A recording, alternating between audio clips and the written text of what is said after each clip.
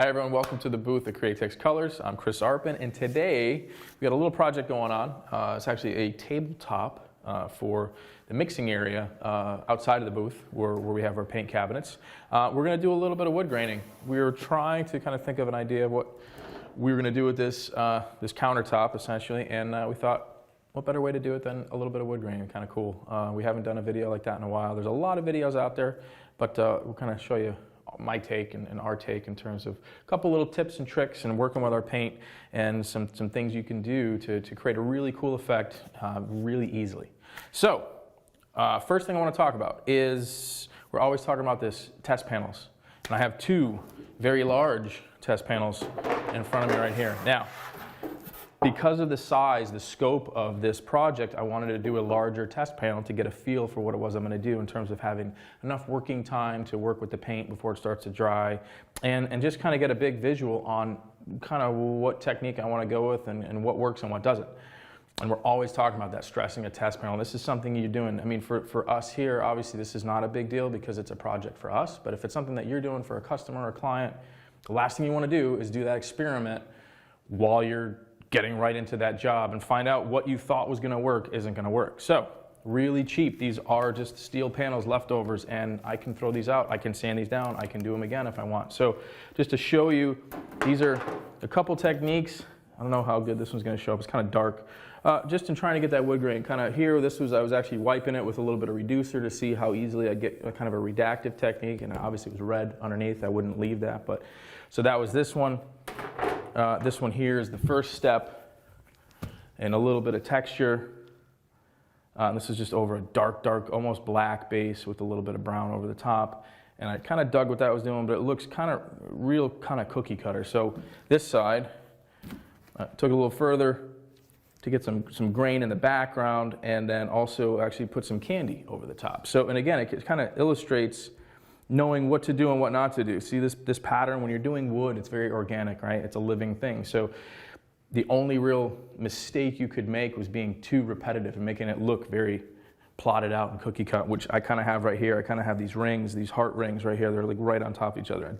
I like how this looks. I just didn't like the way that transferred. So again, something you could learn on something like this. I can scrap this and move on to the next. So we'll talk about our substrate. This particular tabletop is MDF.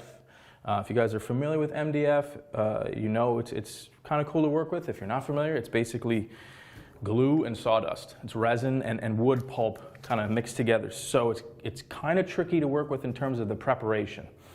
You want to put a tooth on it, but you don't want to burn through that top. It's almost like a paper layer. So the last thing you want to do is be too aggressive in sand. It gets kind of furry. It'll get fuzzy. So that's kind of the trick with that. MDF, it makes a lot of dust when you are sanding it, so keep that in mind. For this, I actually went ahead and I sanded it with a DA with about 180 grit sandpaper. Now, 180 grit on wood is totally different than 180 on metal, so just keep that in mind. So our first product we're going to apply for kind of my ground coat, again, is my outerborn sealer. So I'm going to go with tan right out of the bottle, right? Keep it really simple. I kind of want a lighter base coat, and I want to build up darker values as I move. So the outerborn sealer is going to be awesome for that. And the other reason I do like it a lot is once it's dry, in terms of me putting a little bit of reducer over the top or wet paint, it's not going to reactivate the outerborn sealer. It's pretty solid. Once you put it down and give it enough drying time, you can manipulate a lot of paint on the top of that, on the surface, and not worry about really pulling all that outerborn right back down to this MDF. I've done it before where I've done spray outs and candies, and something's dropped in the candy, and I'm like, so I took it over to the sink and it literally washed off the candy, and my silver sealer was still on my spray out, my little panel. So it's kind of indicative of what you can do with it, and as long as you let it dry up enough. So that's kind of what I want. I want to seal this up, real simple, 10% outerborn sealer tan, right out of the bottle. I'll probably do 2 coats. We'll let that dry really good, and when we come back, I'll start talking about the techniques for actually applying the wood grain.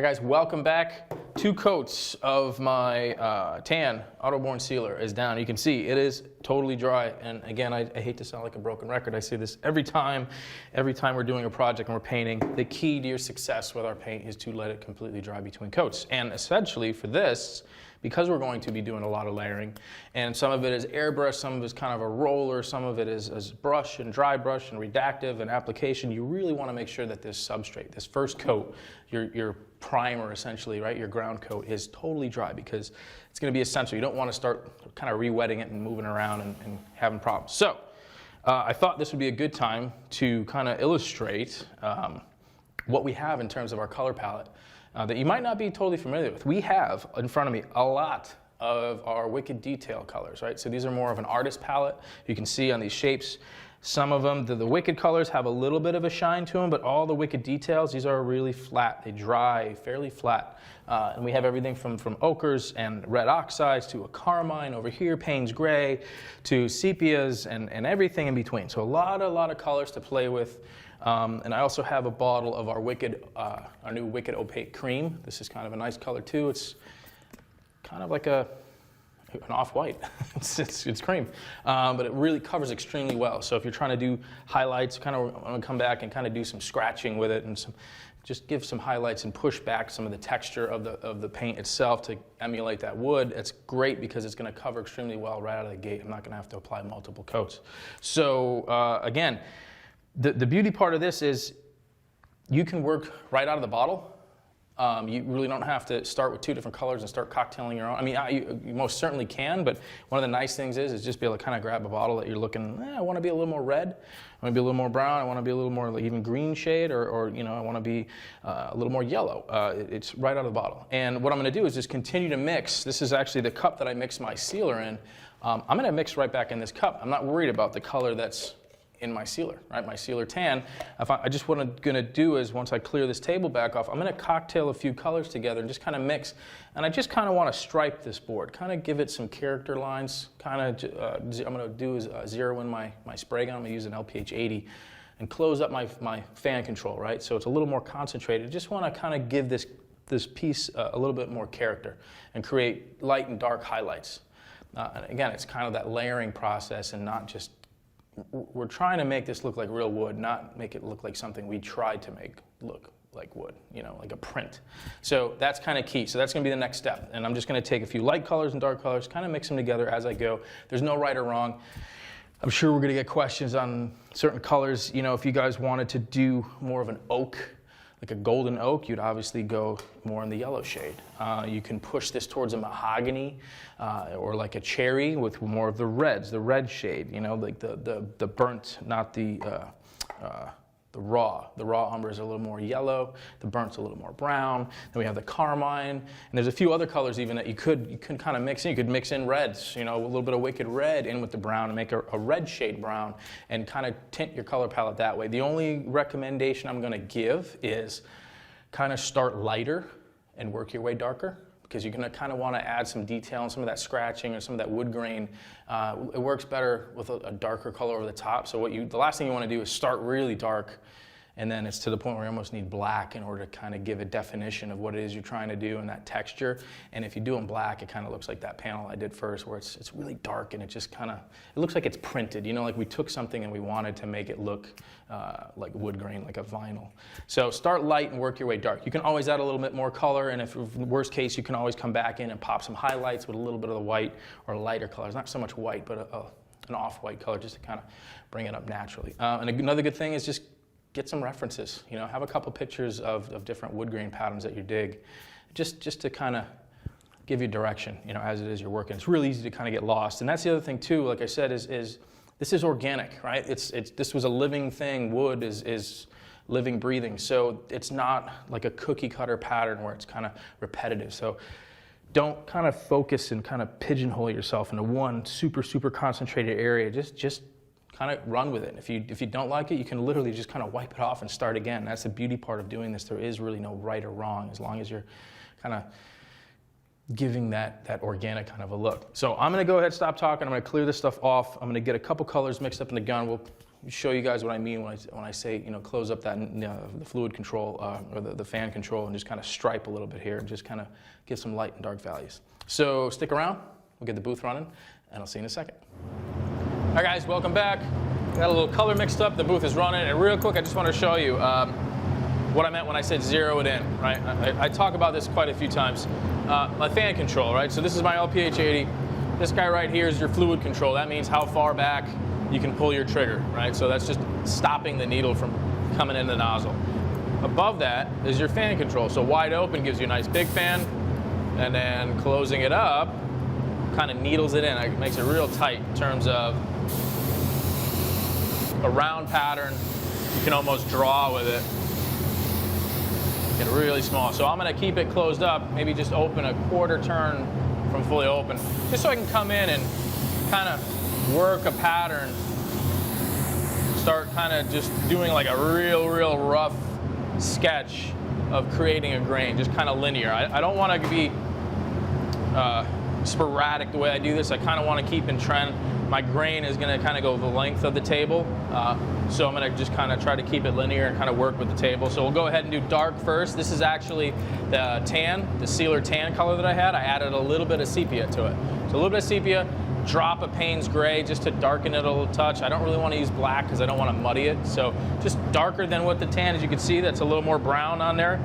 Just a little bit darker. And then what I'll do is I'll come back. If I want to darken up a little more, I could actually just take a little bit of that Wicked, we have smoke black or the Payne's gray, and I can kind of edge it with that. And then I'll come back and I'll mix a lighter tone the same way, and I'll do a couple highlights and just kind of random striping essentially to kind of lay the groundwork of what we're going to do. So we'll show you what that looks like.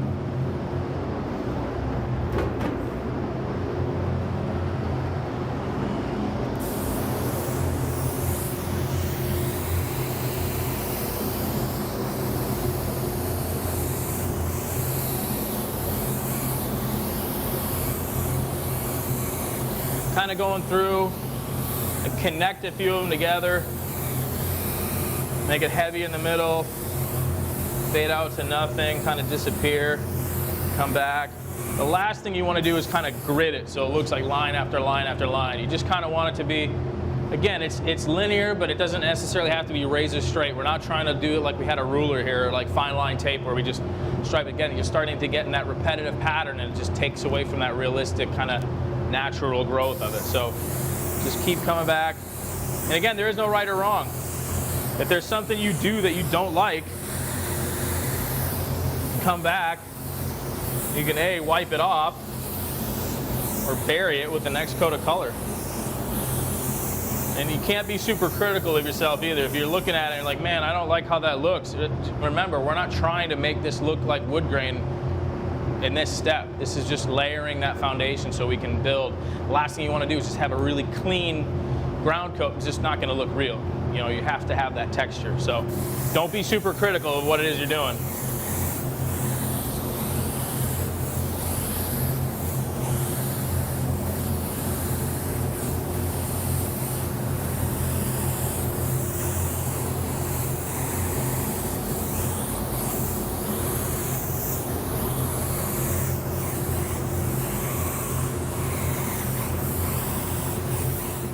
Hi guys, welcome back.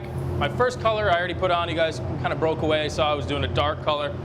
What I did was actually, as I finished just kind of spraying those lines, I came in with a brush, just like a 3-inch, kind of it's not a chip brush, it's a little better. It won't leave bristles behind. And what I'm doing is spraying and then just kind of dragging that out, right? So it kind of helps blend in those airbrush lines where they just look like straight lines. And start to develop a little bit of that texture I was talking about, kind of starting to push this. Again, this is all going to be in the very bottom. This is the background color. So what I have right now is actually a lighter version of that color. Remember before I had the sealer tan, and I added a little sepia to that with a splash of Payne's gray to make it dark.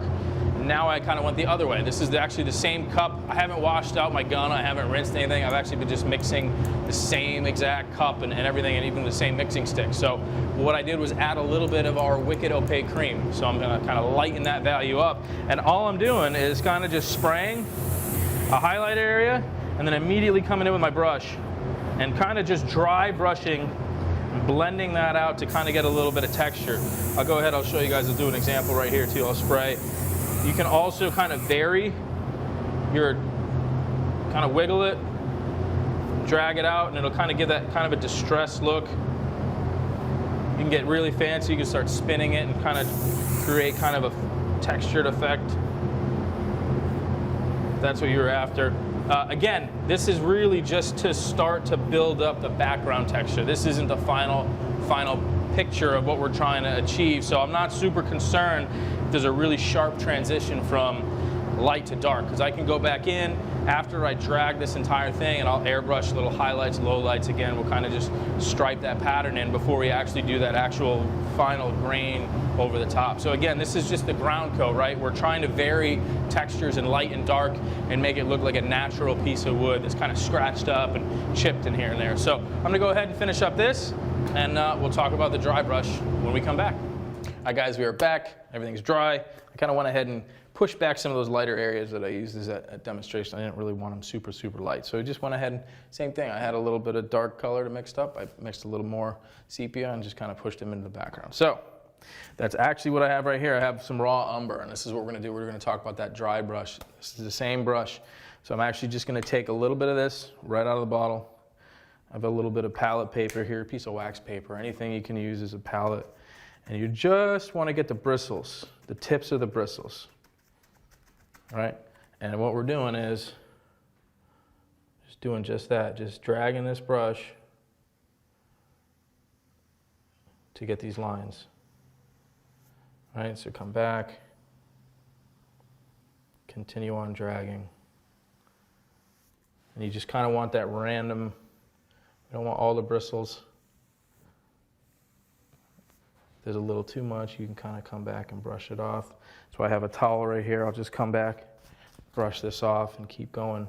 You don't want to hold the brush down. You want to keep it basically perpendicular to the surface, right? So you are just using the bristles to create a little bit of texture. So I'm going to go ahead and do that. Dark across this whole thing, then I'll come back and do the same thing. I'll go with a lighter color, kind of do some scratches or some highlights in the wood, and we're going to let that dry, and then we'll actually start doing that patterned portion of the actual, like a heartwood of the grain itself. So I'll see you guys in a little bit. All right, guys, welcome back. It is day 2. You see, change of clothes. We let this sit up and dry in between doing everything else. Got a lot going on in here. When we broke away, I was talking about that dry brush technique, and one thing I wanted to touch on, you don't need a crazy fancy brush to do that. Actually, what works the best is something with a stiff bristle. So the chip brushes, these are awesome because these are like disposable, so once they get trashed, actually once they start getting paint on them and it dries up a little bit, it really works better for this technique because you get that random kind of drag in terms of creating that wood grain. So keep them, if you use them for something else, keep them in your drawer, like another tool in your toolbox, and bust them out for a project like this. So stiffer brush works best. Then I have kind of this really soft nylon. This is actually made for water-based paint. It's from Purdy, to blend out, right? So it's kind of like that last kind of buffer in terms of once you put these paint lines on, just to kind of soften those edges and go through and kind of blend out so it doesn't look so stark. You know, sometimes it's a little too sharp is a little too much.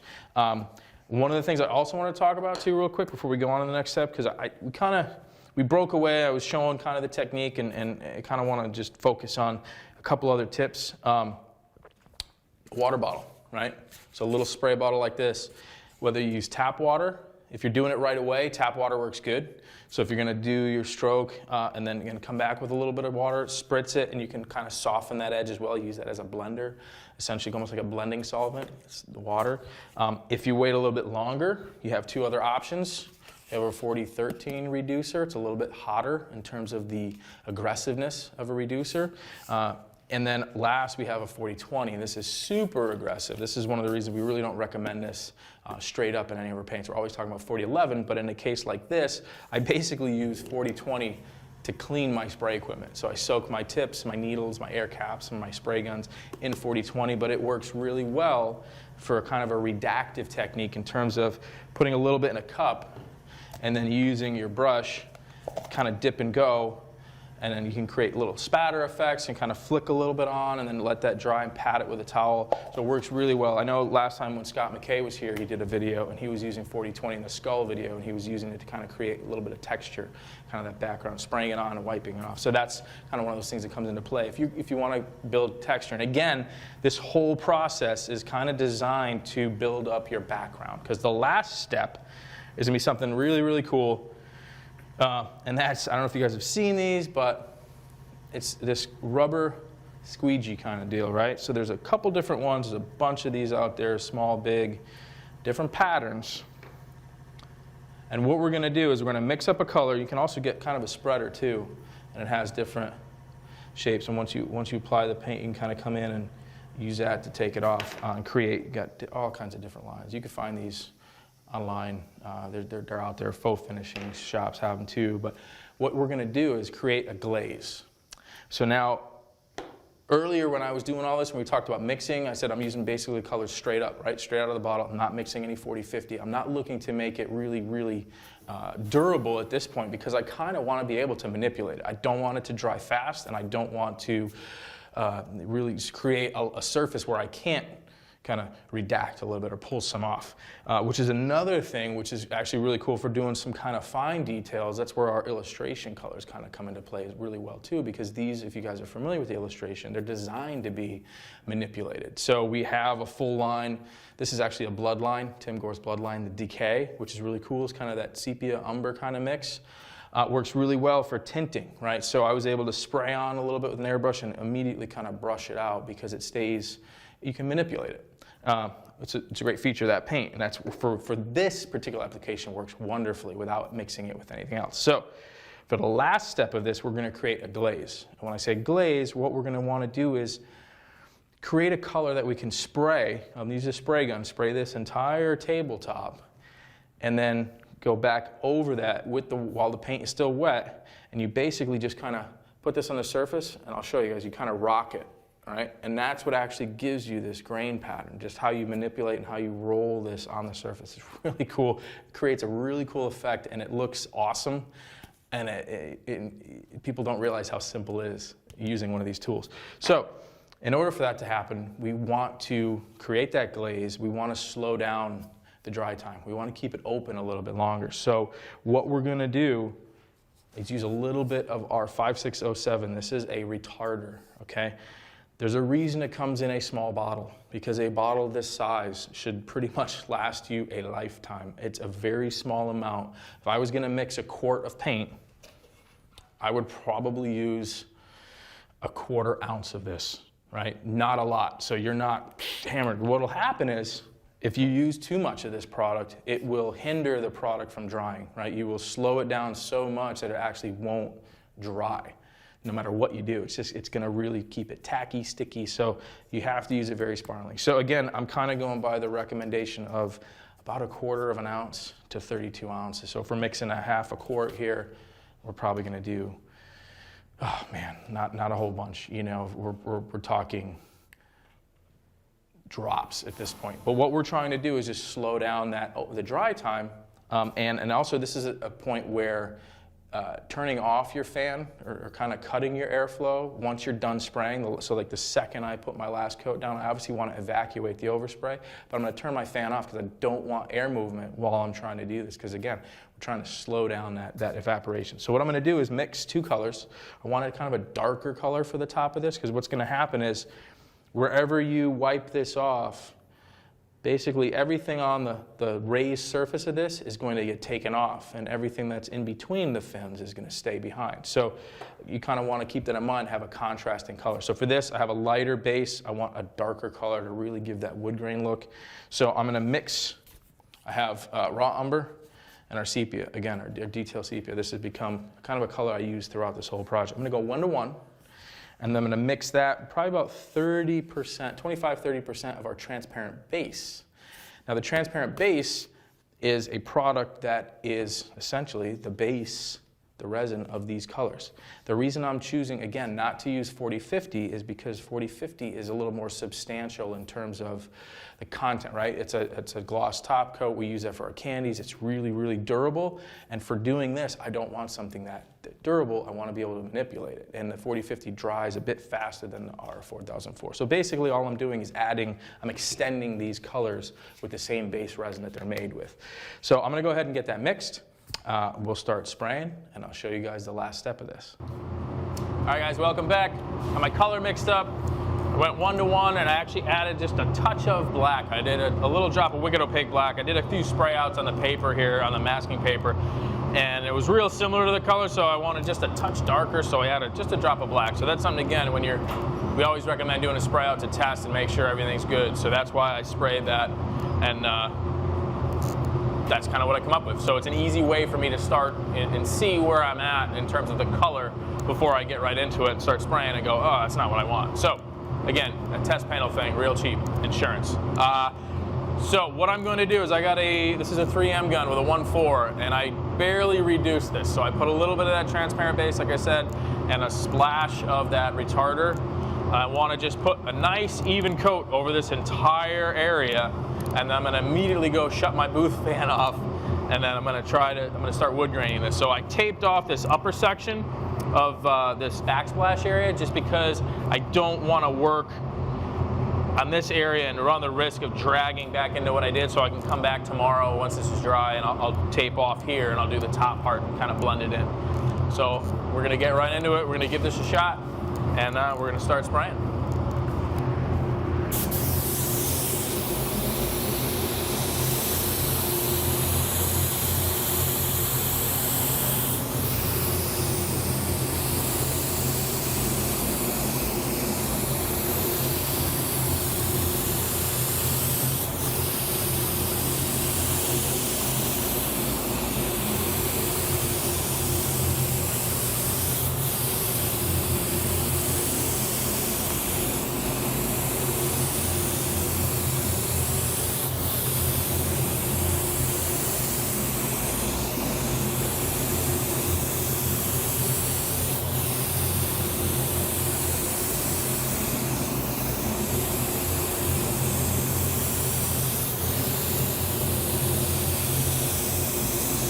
All right, guys, booth is off, and I am ready to start going. So what we do with this is just slowly roll, and then bring it back up. And you kind of dictate what you want the pattern to look like by how you roll this. You can wiggle it, drag it nice and easy. You can keep it straight the whole way. I'm not sure if you guys can see that, but that's looking really cool. Now, again, I got that towel. Just going to dry that off, and I'll continue on with another pass. And this one, what I'll do is, right off the bat, the last thing you want to do is end up with a grain that looks exactly like what is right next to it.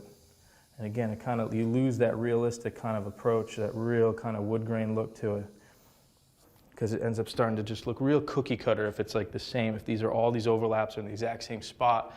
You end up with that look that looks like you tried to emulate it rather than a natural thing. So what I'll do too is, again, different shapes, right? So I'll switch to one of these guys. And just kind of easy rock it. Just a little bit of that hand movement, you can see, dramatically changes the look. Okay guys, now I'm back. I'm going to use this guy. And now I just kind of want to have just a straight line. I'm just going to follow that grain pattern. That's at the end. This is just essentially like a comb. I'm just trying to follow the lines of the edge of that first one.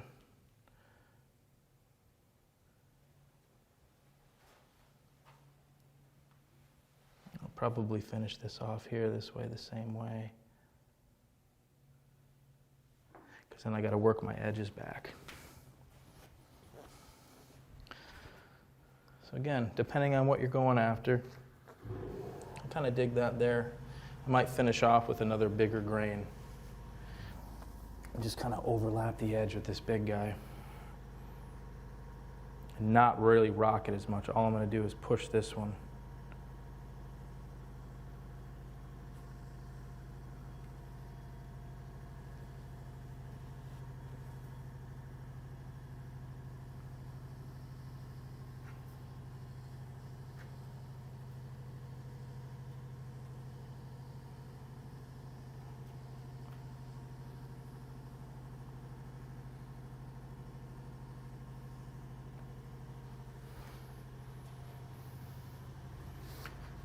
So now you can really see what I was talking about, guys, when I said the major work, everything is in that ground coat and what we did underneath. So again, rather than just doing one color on top of another color, it still has that wood grain look, but you kind of lose that realistic effect if you don't have that, all those scratches and splatters and that dragging effect. So really the time you spend underneath is really crucial in terms of getting that realistic approach and that real, you know, killer looking wood look. So we're gonna let this set up a little bit and see. I might come back in, kind of soft brush a little bit of this out, kind of make it look a little bit more natural so it's not so sharp. But we'll see you guys in a second when we finish this up. All right, guys, we're back. Took a quick break. I just kind of finished off the front edge of here. Really made sure I was happy with how it looks, which I am. And now what I'm doing is I'm grabbing that really soft brush, and this is crucial. You want something extremely soft to really just kind of come back over and just drag out. If you look at the grain pattern, almost on real wood, it kind of has that fuzzy, right? So anytime there's a ring, it kind of has that look where it's kind of, I don't know how to describe it, but just kind of like feathered out, pulled, right? So any place where I have a little bit heavier on the base color or the color that's kind of creating this wood grain, I'm just going through and just dry brushing this out, just kind of flicking that. And all it's doing is just kind of pulling a little more of that paint buildup so it doesn't look so much like, essentially like I sprayed through a stencil, you know, where I have that hard line. I'm just going and softening that edge and just makes it look a little bit more organic, a little more natural in terms of something that was real rather than, again, what we said, something that we tried to emulate, you know? So again, just back and forth. Just trying to knock those edges off, those high spots, those sharp lines that kind of look, I guess, a little bit fake. And again, because of the way this is and taking our time in terms of that coat, that first coat, that sealer coat, if you were not happy with this, right, this glaze, and you're like, oh, I don't like how it looks, you could very easily damp towel, damp sponge, wipe this off and start again. Because again, it's only one coat, you know, so it's very easy at this stage. You might have a little bit of distortion of the underlying grain, but again, you can see what's going on here in terms of all that is just to create a visual background that's got something going on. It's kind of busy in the background other than just being a solid color. So don't be concerned if you see something that you don't like, you can adjust it. And again, the beauty part of this is there's really no right and wrong. So I'm going to continue on, get this happy before it dries up on me, and we'll see you guys when I'm all set. All right, guys, welcome back. We're going to call this one done. We gave it plenty of time to dry. This one I want to talk about. Let this overnight. Again, totally dry. The fact that we did add a little bit of that retarder is going to slow down the drying process. So if you have a little bit of air movement once you're totally done, it's going to help you out immensely. But really, an overnight cure before you start to top coat is definitely recommended. So at this point, you could go ahead, kind of break your airbrush out and kind of dial in some areas if you wanted to. You could add more detail, but I think at this point we're going to call this one done. For here, again, this is in a mixing area where I am mixing paint, so I'm not super concerned with it. Really happy with how it came out. So really to finish this off, I am going to use our UVLS product, right? So I'm going to use our 4051 and our 4052. They're satin in our mat. I'm going to mix them 1-to-1. And that's going to kind of knock off that. I kind of want this sheen, this finish, so not super flat, but not really shiny either, if that makes sense. So we're gonna mix them 1-to-1. It's gonna give a really nice, even kind of look, lock all this in. And what I might actually do is put a couple coats and sand it, and then do a couple more coats on the top, just to kind of level in a little bit. It's kind of what your preference would be. Sometimes having that texture is gonna kind of improve the look and make it look more realistic, like a natural wood product. Certain areas where we were a little more aggressive when we kind of did the graining, and kind of flow that in a little bit and kind of alleviate some of those bumps. But we'll see what it looks like. We'll do 3 coats and kind of gauge it, see where we're at with that. And then if we want to, we'll come back. Like I said, I could lightly sand it, a little bit of 800 dry, and put 2 more coats over the top of that and probably call it done. So when we come back, we'll have this thing all cleared up, and we'll wrap the video up. So stick around. All right, guys, welcome back. I have my mixture all set, ready to go. Let it sit for about 10 minutes, like we recommend. Once you reduce, let it sit for about 10 minutes. Yeah, we're ready to spray. So like I said, I'm gonna do about 3 coats. We'll let that dry up, see what I think, and if I want to, I'll give it a scuff and maybe give it like a finish coat on top of that. We'll just see how it comes out, but this is it, coat number 1.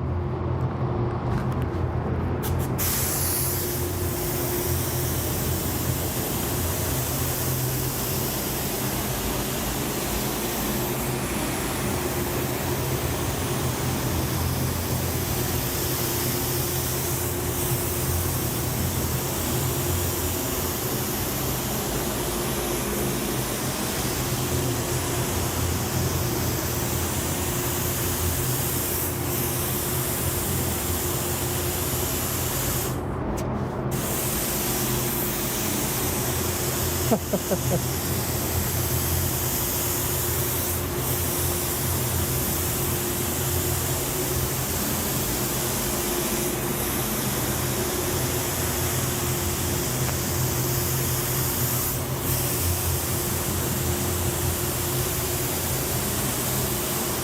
right, guys, I want to show you something real quick. We kind of pan in on this. 2 things. A, where I stepped on my air hose and it caused the spray gun to spit. So we're going to let that completely dry.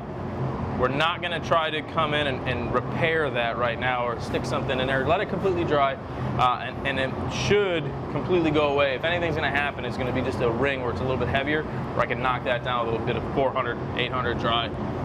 And the other thing I want to talk about is that blue. See this slight blue cast? We get a lot of questions on how to properly apply our product. It just has a very slight blue tint. I don't want it milky white like that. That would be over applied. Just that slight blue. You can actually see back here where my first pass was, it's starting to go away. It's a little wetter in this cavity right here just because I sprayed this guy, so it's kind of a double coat there. That's exactly what we want. So when we say blue cast, it just has a touch of that blue milky kind of a look to it. If it's super, super white, you over apply it. It's way too heavy. It's going to do 2 things. It could cause a re-wet of the underlying paint, and it's just going to take a long, long, long time to dry. So that's something you want to stay away from. So just that slight blue tint, and basically once that blue goes away and the product goes clear, you're kind of ready. You could touch a little, you know, inconspicuous spot or your masking paper. Remember, dry every time we have a coat. Every time, no matter what you do. If you do 2 coats or 6 coats, you want it dry to the touch, totally dry. And if you feel it, and if it feels a little bit cold, you know it's actually still drying. So if it isn't like the room temperature of the ambient surfaces around, if it feels a little cold to the touch, that means it's still drying. So even though it's dry to the touch, it has a little bit of cool feeling. Water-based paint always feels cold as it's drying, so it's another indicator, you know, in terms of the touch, how it feels. If it's a little bit cold, let it dry a little bit more, even maybe 5 more minutes. You're not going to cause a problem if you wait longer, right? We kind of have an unlimited time window in terms of the application, so there's no reason that pushing your envelope in terms of your time windows, it's not going to come back and bite you. It's going to be the opposite. If you try to push that or try to expedite that process, that's what's going to affect you. So take your time. Like I said, we're going to let this give a nice dry time. I'll probably do 2 more coats, see what that looks like. I actually kind of like it how it looks right now, so we probably won't mess with it unless there's something, like I said, that little spot we got to fix, but that's going to be it. So we'll see you guys in a little bit. Okay, guys, this is pretty much it. This was 3 coats. When we broke away, I was top coating this with our satin and our matte UVLS mix, the 4051 and 4052 mixed together. And this is 3 coats. What I did was actually applied 2 coats, and I lightly sanded that with 800, and then I came back and applied 1 more just as a finish coat to kind of get rid of some of the, kind of left a little bit of the grain mark, I guess we could call it, which is kind of just what was left over from the actual texture created, right? So I kind of leveled it out, and I actually noticed that it does still have a little bit of those character lines, which actually adds to the effect even more. It actually does look like wood because it's not totally slick and flat. So again, this is a super nice, even finish. We're going to put it into use at my mixing station right behind where I mix paint here at the booth at Createx Colors. So really cool project, really easy to do. Hope you guys learned a lot. And again, there really is no right and wrong. I want to stress that. You see what I did, just a lot of brushing techniques, a lot of airbrush and just dry brushing. It's really simple. You don't need a lot of crazy equipment. Between the colors that we have in our Wicked detail line, all those browns, those umbers, those siennas, those are great colors to kind of really develop some really cool rich wood tones. So for Createx Colors, I'm Chris Arpin. Thanks for checking us out, and I'll see you guys outside. All right, guys, here we are. This is where it's going to reside. We get you guys that one last view before it gets completely covered with stuff and paint bottles and everything else. So we're going to try to keep this maintained and try to keep it pristine as possible. But this is my little corner office where, if you guys haven't seen this before, this is kind of where we mix paint and we do all the R&D, the stuff behind the scenes. So when I'm not in the booth, I'm in here. So for Createx Colors, again, I'm Chris Arpin. Thanks for checking us out. We'll see you guys next time.